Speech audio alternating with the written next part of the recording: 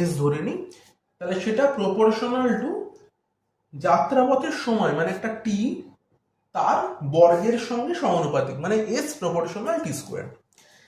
বেশ, এবারে যেটা করবো আমরা, দেখো আমাদের যে এই একমাত্রিক গতি চ্যাপ্টারটা পড়ছি, এখানে মেইনলি কিন্তু আমাদের খুব কমই ফর্মুলা রয়েছে। আমাদের ফর্মুলা প্রথম একটা রয়েছে যেটা হচ্ছে যে সমবেগে যদি কোনো বস্তু যায় তার জন্য ফর্মুলা থাকছে হচ্ছে এস ইকুয়াল ভিটি, এটা হচ্ছে পুরোপুরি সমবেগে চলার জন্য।